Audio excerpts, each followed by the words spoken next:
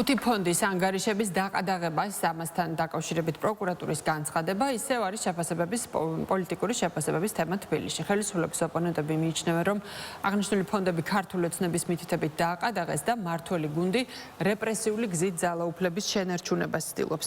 ქართული ოცნება კი მიიჩნევს, რომ ფონდების დაყადაღება საფუძველი აქვს და უახლოეს პერიოდში აღნიშნულ საქმეებზე მეტი ინფორმაცია გახდება საჯარო. შეგახსენებთ, დაყადაღებულია ნანუკას ფონდის, ნიკა გილაურის Prosperity Georgia's ფონდი ერთმანეთისთვის სირცხვილიას და თბილისის ადამიანის უფლებათა სახლის საბანკო ანგარიშები. პროკურატურა გადაწყვეტილების მიზეზად ასახელებს, რომ იმ გამოძიებას, რომელიც საბოტაჟის უცხოეთის ორგანიზაციის და უცხოეთის კონტროლს დაქვემდებარებული ორგანიზაციისთვის მტრულ საქმიანობაში დახმარების ფაქტებზეა დაწყებული.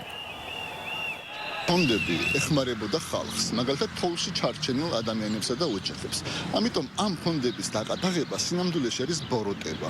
როგორც ჩანს, არალეგიტიმურ ქართულ ოცნებას აღიზიანებს ხალხის დახმარება, ფონდების საზოგადოების მხრიდან ხალხის შეხიდება. როდესაც ქვეყანაში სადაც საშუალო ხელფასი არის 2100 ლარი, ამ ქვეყანაში 5000 ლარიან ჯარიმას აკისრებ ადამიანს იმისთვის, რომ ქუჩაში გამოვიდა და აზრი გამოხატა, ეს არის დრაკონული კანონი. მათ შორის ასეთ ადამიანებს ეხმარებოდა ეს ფონდები და ამის თანაგრძნობას, სოლიდარობას, ადამიანურ დამოკიდებულებას ამის წინააღმდეგ როდესაც ილაშქრებ, ყოველთვის ბოლოში დამარცხდები. ეს საქმე მთლიანად ამ ფონდების, ყველა ფონდის ესე ვთქვათ, ესე დაყადაღება, შეჩერება მათი საქმიანობის სასახდე ემსახურება ქართული ოცნების ამოცანას, ხო, მიზანს რომ ჩაახშოს სხვადასხვა ფორმით პროტესტი, ჩაახშოს ეს ვთქვათ აქტივისტების და ზოგადად სამოქალაქო საზოგადოების ჩართულობა ამ პროცესში. აქ არის ჩვეულებრივი შესაბამისი სტანდარტები, ნორმები, რომელსაც უნდა აკმაყოფილებდეს ყველა ფონდი.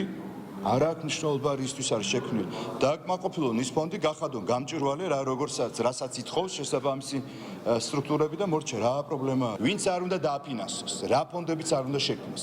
ქართულმა ხალხმა და ქართულმა საზოგადოებამ იცის, რომ ისინი დგანან სხვა მხარეს, რევოლუციის, ქაოსის, არეულობის მხარეს, ხოლო დანარჩენი საზოგადოება, ეკლესია, ერის, ბერის გაერთიანებული ვართ, რომ მშვიდობა შევინარჩუნოთ და ეკონომიკური განვითარება გქონდეს.